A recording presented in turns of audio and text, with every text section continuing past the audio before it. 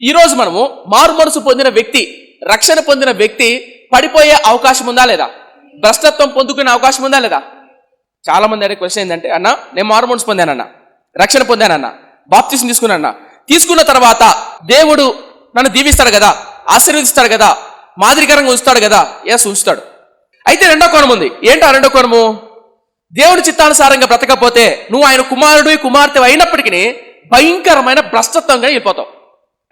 చాలా మంది సమాజంలో ఒక తప్పుడు అభిప్రాయం అండి, ఒక్కసారి బాప్తిసం తీసుకుంటే చాలు, ఒక్కసారి మారు మనసు పొందితే చాలు, ఇంక మనం రక్షింపబడ్డట్టే, లేదా ఇంక మన జీవితం అంతా సాఫీగా ఉంటుంది, ఇంక మనకి ఏ కీడు రాదు అనుకుంటారు చాలా మంది.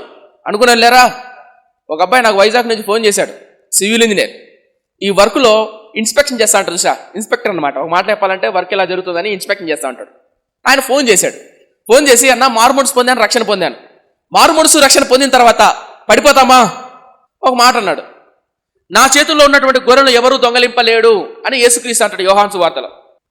నా గొర్రెలు నా స్వరాన్ని విన్నా, నా చేతుల్లో ఉన్న గొర్రెలను ఎవడు దొంగలింపలేడు అని ఉందా లేదా? ఉంది. ఆయన చేతుల్లోకి నేను రక్షింపబడిన తర్వాత, రక్షణ పొందిన తర్వాత, ఆయన చేతుల్లో ఉన్న తర్వాత, ఆయన చేతుల్లోంచి ఎవడైనా దొంగలిస్తాడా? దొంగలించలేడు. కాబట్టి నేను రక్షణ పొందినట్టే, ఇంకేం తప్పు చేసినా ఏం కాదు అనుకునే వాళ్ళు కొంతమంది ఉన్నారు. తెలుసా మీకు ఆ విషయం? ఇప్పుడు నేను వాక్యంలో చూపిస్తా. వాస్తవమే, ఆయన చేతుల్లోంచి ఏ దొంగలించలేడు, వాస్తవమే. కానీ నువ్వు వెళ్ళిపోవచ్చు ఆయన చేతుల్లో నుంచి. దొంగలించలేడు, కానీ నీకు స్వేచ్ఛ ఉంది. నువ్వు నాకు వద్దు అని నీ కాపుదల్లోంచి, నీ కంచెలోంచి వెళ్ళిపోయే అవకాశము ఉంటుందా లేదా? కానీ మనంతకు మనం వెళ్ళిపోయే అవకాశం ఉంది. చాలా మంది తప్పుడు అభిప్రాయం ఏంటంటే, రక్షణ పొందాం, బాప్తిసం తీసుకున్నాం, మా కుటుంబం అంతా రక్షణ పొందామన్నా అని అనుకుంటారు. సంతోషమే. కానీ ఆ రక్షణ, మారు మనసు, బాప్తిసాన్ని కాపాడుకోకపోతే ఏం జరుగుతుంది? లూకాసు వార్త 11వ అధ్యాయం 23వ వచనం.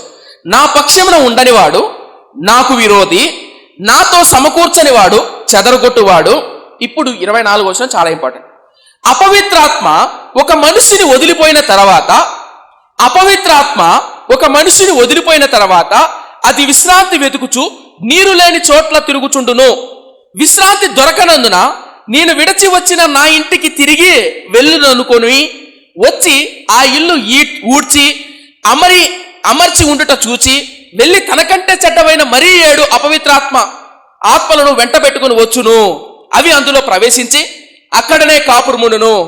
అందుచేత ఆ మనుషుని కడపటి స్థితి మొదటి దానికంటే చెడ్డదగునని చెప్పాను. అర్థం చెప్తా. యేసు ఉపమానం చెప్తున్నాడు. ఏంటా మాట అంటే, ఒక వ్యక్తి అపవిత్ర ఆత్మతో ఉన్నాడు. అపవిత్ర ఆత్మ అంటే సాతాను చేత, దురాత్మ బంధకాల చేత, చెడు వ్యసనాల చేత నింపబడినాడు.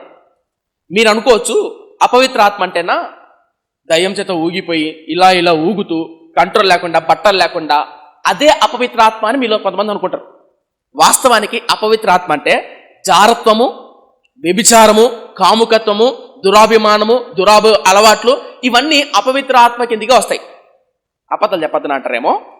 ఎఫెసీయులకు రాసిన పత్రిక 2:2 మీరు వాటిని చేయుచు వాయుమండల సంబంధమైన అధిపతిని అనగా అవిధేయులైన వారిని ఇప్పుడు ప్రేరేపించు శక్తికి అధిపతిని అనుసరించి ఈ ప్రపంచ ధర్మం చొప్పున మునుపు నడుచుకొంటిరి. మునుపు అంటే ఎప్పుడు?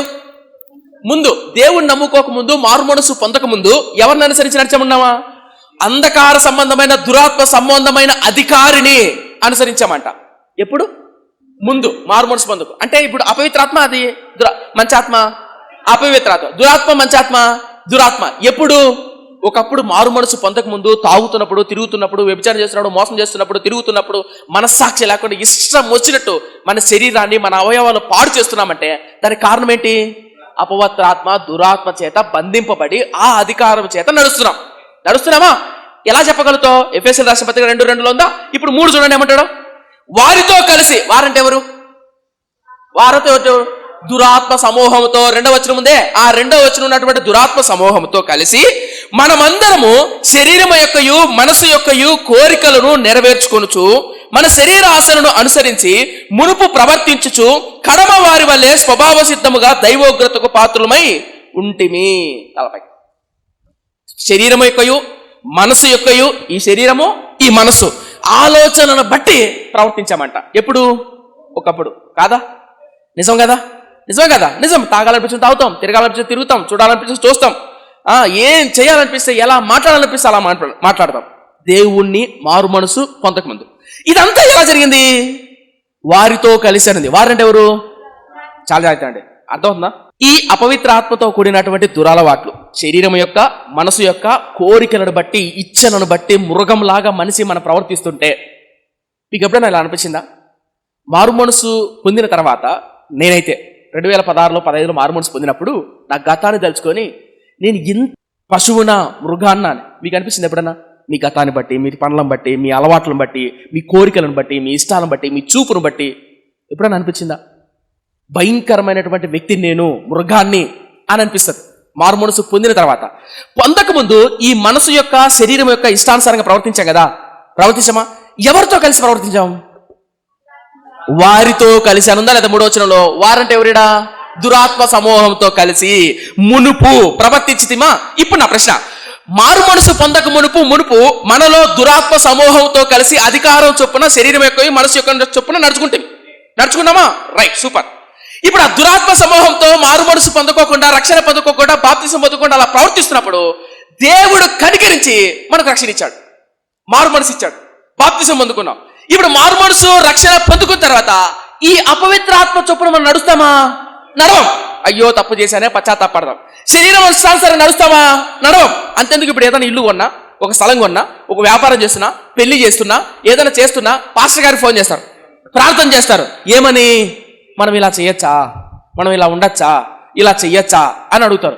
ఒకప్పుడు అడిగేవారు కాదు, ఇప్పుడు అడుగుతున్నారు. కారణం ఏంటి?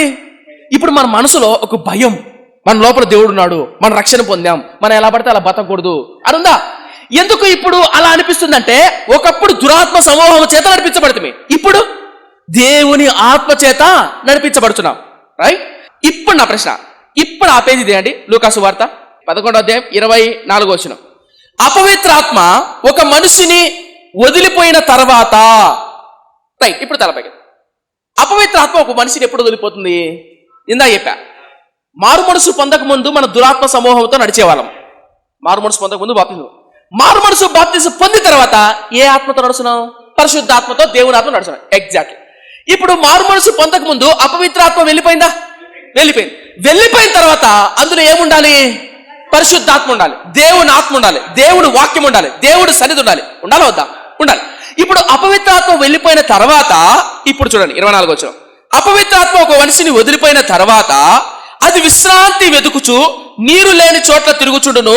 విశ్రాంతి దొరకనందున నేను విడచి వచ్చిన నా ఇంటికి తిరిగి వెళ్ళదననుకొని వచ్చి ఆ ఇల్లు ఊడ్చి అమర్చి ఉండుట చూచి వెళ్ళి తనకంటే చెడ్డమైన మరీ 7 ఆత్మలు వెంట పెట్టుకొని వచ్చును. మళ్ళీ చెప్తాను, మారు మనసు పొందక ముందు మన అపవిత్ర ఆత్మ చేత అంధకార సమాజం నడిపించబడ్డాం. మారు మనసు పొందిన తర్వాత దేవుని ఆత్మ.